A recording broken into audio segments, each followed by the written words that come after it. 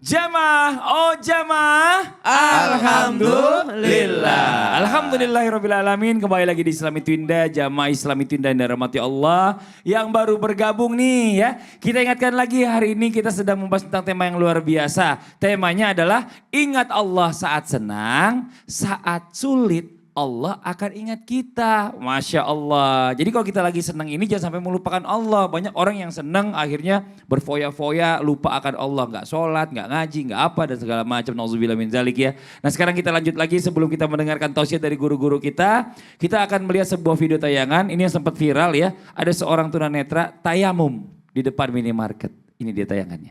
Insya Allah tabarakallah ya luar biasa ya. Karena memang ada kekurangan dengan dirinya. Biasanya orang itu bertayamum di mana dia tidak bisa menemukan air. Di depannya ada air. Tapi kita gak bisa menyalahkan. Dia tunanetra ini Masya Allah. Sulit. Sulit iya. Dan juga harus berbayar ya kan. Nah pertanyaannya Ustadz Maulana nih mohon izin nih ya. Apakah benar jika seseorang memiliki kekurangan fisik. Namun dia tetap ikhlas dan menerima bahkan mengingat Allah. Maka Allah juga akan mempermudah segala urusannya baik di dunia ataupun di akhirat. Mohon izin penjelasannya Ustadz Maulana. Tafadhal. Baik, izin Ustaz Anas dan Ustaz Sam. Bismillahirrahmanirrahim. Allahumma salli ala Sayyidina Muhammad wa ala ali Sayyidina Muhammad. Satu bentuk pujian dan rasa syukur kita senantiasa berbaik sangka kepada Allah. Dan kepada saudara-saudara kami yang Masya Allah Allah berikan anugerah yang luar biasa. Yakni diberikan keistimewaan menurut kasat mata, menurut kacamata kita, menurut duniawi beliau tidak sempurna. Tapi menurut Allah mereka itu sempurna. Ada yang tidak melihat tapi hatinya yang melihat. Dan luar biasanya saudara-saudara kami ini Allah berikan kesempurnaan sebenarnya. Ingat Allah tidak pernah menciptakan produk gagal. Semua sempurna. Dan ingat kemuliaan di dunia dan di akhirat. Bagi orang yang memiliki kekurangan fisik tetapi ikhlas menerima. Menerima atas apa yang Allah berikan dan senantiasa mengingat atas apa yang Allah berikan padanya. Artinya mengingat Allah. Mohon maaf kepada siapapun. Allah tidak melihat fisik seseorang. Tapi Allah melihat dari sisi siapa yang paling takwa di antara kita. Mohon maaf tanpa menggurui. Aduh kita lihat tayangan tadi. Masya Allah tabarakallah. Keinginan beliau untuk salat. Keinginan beliau untuk beribadah mengingat Allah. Tidak membatasi dirinya karena ketidaksempurnaannya menurut kita. Tapi beliau bertayamum. Beliau berusaha untuk salat tepat waktu. Ini luar biasa. Saya rasa kita yang terpukul di sini. Yang melihatnya langsung Masya Allah tabarakallah. Ini mengajarkan buat kita untuk lebih sadar diri. Saya berapa kali menghadiri acara-acara yang menurut orang ini yang tidak sempurna. Tapi menurut Allah itu yang sempurna. Karena ada yang tidak melihat tapi habis Quran. Ada yang melihat tapi suaranya bagus. Betul. Ini kan ada yang mohon maaf kelihatannya susah untuk ke masjid. Kelihatan fisiknya susah untuk ke masjid. Justru dia rajin berjamaah di masjid. Maka dari sini siapa yang paling tinggi ketakwaannya? Dari mana? Mengingat Allah. Kalau kita bisa lihat kepada saudara-saudara kita. Allah berikan kemudahan di dunia dan di akhirat kemuliaannya. Kenapa? Karena senantiasa berbaik sangka atas apa yang Allah berikan padanya. Tidak malah menghujat Allah. Tidak malah apalagi ibaratnya maaf astagfirullahaladzim.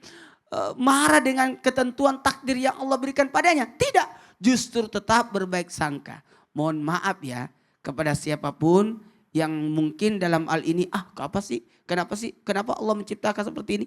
Bisa jadi Allah selamatkan dia dari mulutnya.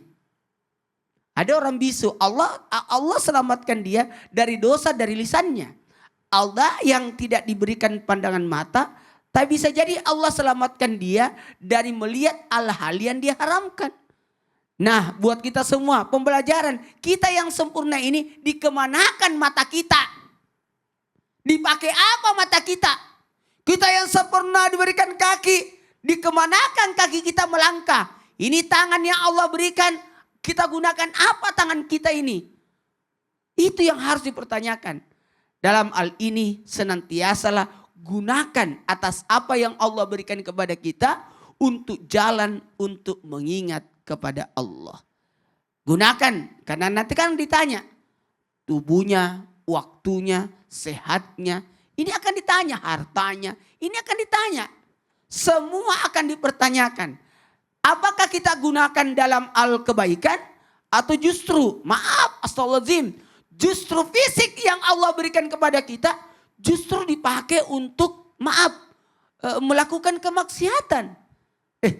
Siapa yang kasih fisik ini, tubuh ini?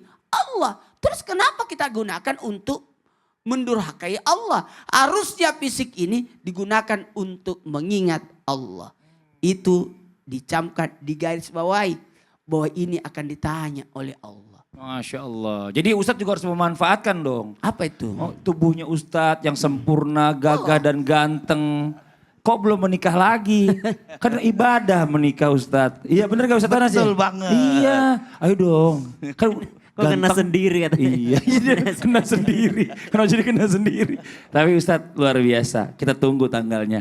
Oke, terima kasih banyak Ustadz Maulana. Jazakallah khairan kasiran. Nah sekarang kita lanjut lagi nih Ustadz Anas nih mohon izin nih ya. Siap. Ini kan Allah kan memberikan kesehatan kepada kita. Masya Allah. Katanya kalau kita lagi sehat, kalau kita selalu mengingat Allah dengan beribadah, dengan berdoa, puasa dan lain-lain gitu. Nanti pada saat kita sakit Allah itu akan ingat kita juga. Bahkan ada yang bilang sama saya, kalau sakit itu Allah buru-buru kasih kesembuhan samanya. Oh iya seperti itu emang. Betul. Mohon izin penjelasannya dong kalau gitu siap. guru kita.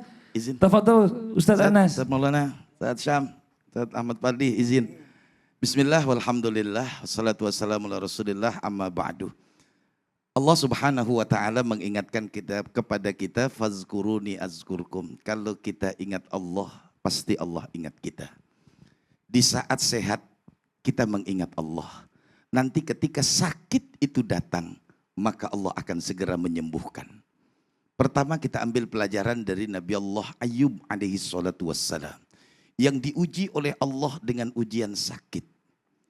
Nah ketika sakitnya itu menggoda, mengganggu ibadahnya, Nabi Allah Ayub bermunajat minta kepada Allah. Ya Allah, sakitku sudah tidak lagi bisa membuat aku beribadah ya Allah. Maka Allah angkat penyakitnya. Rabbi inni masaniyad-durru wa anta arhamur rahimin. Jadi kalau di saat kita diberikan oleh Allah kesehatan, kita manfaatkan kesehatan itu untuk mendekatkan diri kita kepada Allah, maka pasti Allah akan jaga kesehatan kita. Maka kita minta kepada Allah supaya kita bisa sehat sehingga bisa beribadah dan makin dekat dengan Allah. Nabi mengingatkan kepada kita, ightanim khamsan qabla khamsin, ingat yang 5 sebelum datang yang 5.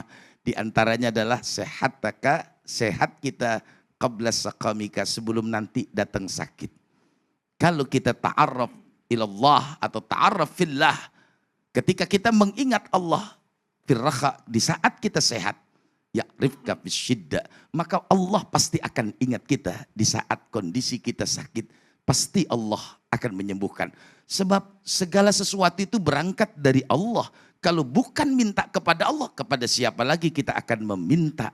Maka yakinlah di saat kita senang, di saat kita sehat, semua waktu kita gunakan untuk ibadah, yakin Allah pasti akan menjaga kita dari berbagai macam hal-hal justru yang mengganggu ibadah kita kepada Allah. Begitu juga Allah mengingatkan kepada kita. Ya, bagaimana sejarahnya Nabi Allah Yunus alaihi salatu wassalam, Ustaz. Yang bagaimanakah Allah masukkan di dalam perut ikan. Maka di dalam Al-Quran itu dijelaskan oleh Allah. Ketika Nabi Allah Yunus masuk ke dalam perut ikan, kalau bukan Nabi Yunus itu kemarin dekat dengan Allah, mungkin juga Allah tidak akan keluarkan Nabi Yunus dari perut ikan. Bahkan di dalam Al-Quran, lala bisa, maka nanti Nabi Yunus akan berada di dalam perut ikan hatta yauma yub'atsun, sampai hari di mana bangkitkan. Karena dia dekat dengan Allah, maka pertolongan Allah itu muncul. Coba kita lihat bagaimana kalau berada di dalam perut ikan. Iya. Makanya di situ diceritakan ada 3 kegelapan, Ustaz. Inilah Kalau kita dekat dengan, tidak akan pernah rugi kalau kita dekat dengan Allah. Manfaatkan, tadi Ustaz Maulana sudah bilang, apapun yang Allah kasih, jadikan itu adalah alat untuk kita mendekatkan diri kita kepada Allah. Tidak ada manusia yang diberikan oleh Allah kekurangan. Nggak ada. Ustaz Maulana tadi, beliau juga Ustaz Syam mengatakan, kalau kita munajat kepada Allah di saat kita sehat, akan menambah kenikmatan kita dalam beribadah. Nikmatnya ibadah ketika kesehatan itu kita manfaatkan dekat dengan Allah Subhanahu wa taala. Ini luar biasa. Maka saya yakin pasti, sebab kenapa? Wa nunazzilu minal Qur'ani ma huwa syifa. Kalau sudah Allah turunkan Al-Qur'an, pasti Al-Qur'an bisa menjadi penyembuh dari berbagai macam penyakit yang kita derita, zahir maupun batin. Masya Allah, Begitu, Ustaz. tabarakallah, jazakallah khairan kasiran, makasih banyak Ustaz Anas. Jangan nih buat anak-anak muda, Allah udah kasih kesehatan, dia buat begadang yang gak ada gunanya. Minum-minuman khamar, memabukkan, akhirnya ginjalnya kena, paru-paru, aduh nauzubillah min zalik, jangan begitu ya. Haji sekarang mumpung masih sehat, ayo tingkatkan justru amal kebaikan. Nanti pas kiraan kita sakit, Allah yang akan bantu kita. Masya Allah. Nah sekarang buat jamaah Islam itu yang ada di rumah, yang udah gak sabar nih pengen kita bacakan pertanyaan yang masuk ya. Langsung aja kita masuk ke segmen Tanya Dong Ustadz. Kami semua tanya dong Ustaz. Sebentar, ini pertanyaannya kalau nggak ada di sini biasanya ada di mana nih? Oh belum ya. Belum. Udah ada. Nih ada nih benar. Dari Instagram hamba Allah. Nah ini sekarang kita mengalami kerugian bisnis nih. Dan suami saya dipecat karena pekerjaannya. Apakah itu tandanya saya tidak mengingat Allah? Padahal saya selalu beribadah, bahkan tahajud rajin. Nah ini Ustadz Maulana coba sambil dijawab nih, sambil santai aja nih Ustadz, pertanyaan ringan. Baik, bismillahirrahmanirrahim. Satu hal buat kita, introspeksi diri kita.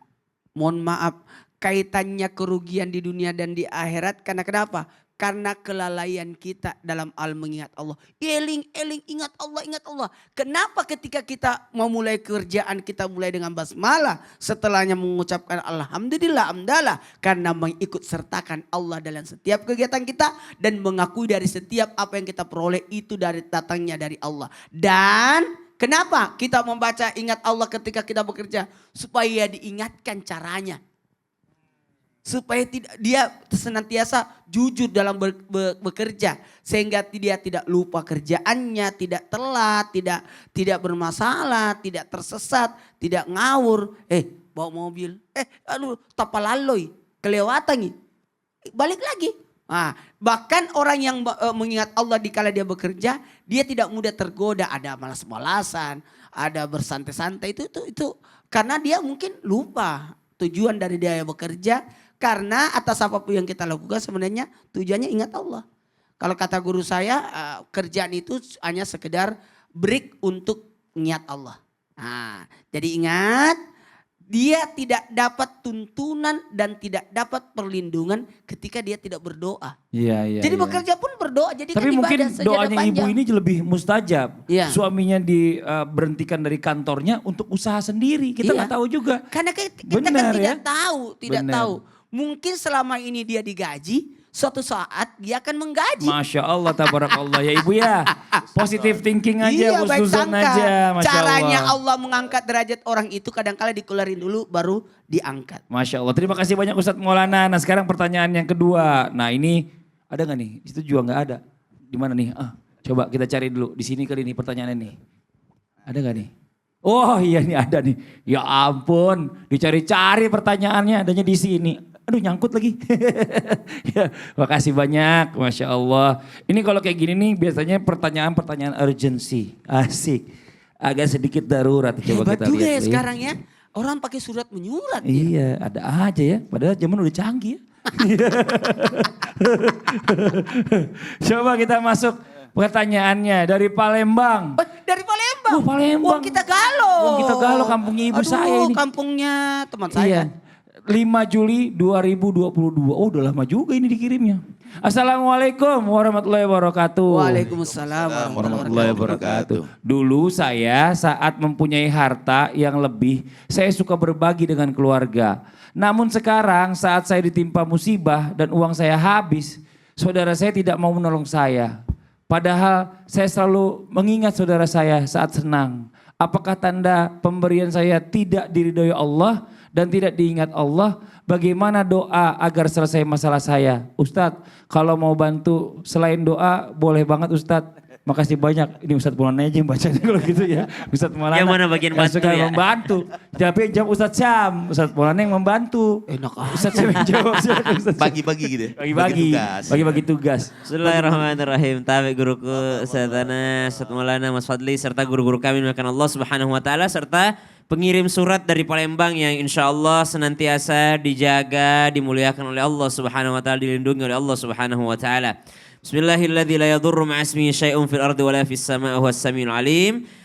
Apakah diperbolehkan ketika ada seseorang memberi atau membantu orang lain, namun ternyata di dalam bantuannya tersebut ada harapannya ketika ia susah pun dibantu sama orang lain. Maka subhanallah, ketika kita beribadah dalam agama Islam diajarkan untuk niat ikhlas karena Allah Subhanahu wa taala. Dan salah satu ciri ikhlas itu adalah ketika kita memberi, kita tidak berharap dibalas oleh orang tersebut. Salah satu ciri keikhlasan adalah ketika kita membantu saudara kita tidak berharap untuk dibantu balik oleh saudara kita tersebut. Maka perbaiki niat kembali ketika membantu orang lain, bahwasanya saya membantu dan yang saya harapkan adalah bukan pertolongan dari dia, melainkan pertolongan dari Allah Subhanahu wa taala. Kapan orang mengharapkan dibantu oleh orang lain, maka kejadiannya akan seperti yang ada di surat tadi. Akan ada masa di mana memang dia dalam kesusahan dan dia berharap bantuan orang lain. Maka subhanallah, bantulah sesama manusia dengan berharap dibantu oleh Allah Subhanahu wa taala, bukan dibantu oleh manusia kembali. Maka subhanallah, itu ciri ikhlas yang pertama. Ciri yang kedua, kata ulama kita, orang yang ikhlas dalam berbagi itu mereka tidak peduli dicaci atau dikomentari ataupun dipuji. Maka dia tidak menunggu pujian, tidak menunggu juga cacian daripada orang lain. Ketika dipuji ia tak terbang, ketika dicaci maki ia tak tumbang. Maka tetaplah memberikan meskipun kita tidak mendapatkan respon daripada orang lain. Pernah kejadian di masa baginda Nabi SAW di mana Sayyidina Abu Bakar As-Siddiq senantiasa membantu saudaranya, membantu kerabatnya. Namun ternyata ketika terjadi fitnah yang sangat besar menimpa daripada baginda Nabi SAW, sanak saudaranya ini ikut andil dalam gosip tersebut, dalam ghibah tersebut. Maka subhanallah, Sayyidina Abu Bakar As-Siddiq radhiyallahu anhu mengatakan, saya tidak akan pernah lagi membantumu. Engkau yang kubantu, namun ternyata engkau yang menjadi dalang di balik berita bohong ini, fitnah besar ini. Maka ternyata di saat itu pula Sayyidina Abu Bakar As-Siddiq ditegur oleh Allah Subhanahu wa taala melalui ayatnya untuk tidak menghentikan kebaikannya. Maka ibu yang dimuliakan Allah Subhanahu wa taala, kebaikan yang dilakukan bagi seorang yang beriman itu karena dia beriman kepada Allah Subhanahu wa taala. Dikatakan dalam Al-Qur'an, ba'da naqul a'udzu billahi minasyaitonir rajim, ya ayyuhalladzina amanu la tubtilu sadaqatikum bil manni wal adha. Wahai orang-orang yang beriman, jangan kau batalkan sedekahmu dengan menyebut-nyebutnya. Di antara menyebut-nyebutnya adalah ketika kita dalam kesusahan. Ah, dulu aja pas dia susah saya bantu. Sekarang saya susah tidak ada yang bantu saya. Dulu saudara saya tuh waktu dia susah butuh saya datang ke sana. Sekarang saya lagi begini nggak ada satupun yang datang membantu saya. Ah, jangan disebut-sebut. Kenapa? Bisa menghabiskan pahala sedekah. Insya Allah Allah akan mudahkan jalannya ketika berharap hanya kepada Allah Subhanahu wa taala. Wallahu taala alam. Masya Allah, luar biasa ya kalau bicara bantuan Allah ya. Tapi gini Ustadz Anas nih, saya ada mau diskusi sedikit. Saya punya teman, dia ini Ustadz juga. Oh gitu. Umurnya itu kalau nggak salah 48 tahun. Oh. Dia ini dibilang mapan lah ya kan. Ganteng ya ganteng lah gitu ya kan, Masya Allah. Tapi dia ini belum menikah lagi, dia ditinggal sama istrinya. Kenapa? Nggak tahu, saya juga bingung. Itu sih? saya. Saya ngomong, siapa yang ngomongin Ustadz Dia nggak Maulana? nyebutin Sudah orang. meninggal istrinya. usia 48. Oh gitu. Sotoy banget sih ya. Kemarin kita gak ngomongin dia. Saya belum nanya orangnya. Iya, saya kan punya teman banyak, Ustadz. Ya Allah. Gak Ya usah Allah. jauh-jauh, yang paling dekat saya itu. Ih, geeran banget sih ya, zaman di rumah. Betul. Ini ada teman saya lagi geeran banget, baper banget ya. Nanti kita bahas lagi setelah satu ini, jangan kemana-mana, tetap di Islami Tinda. Jamaah, oh jamaah. Alhamdulillah. Namanya itu Haji Nur.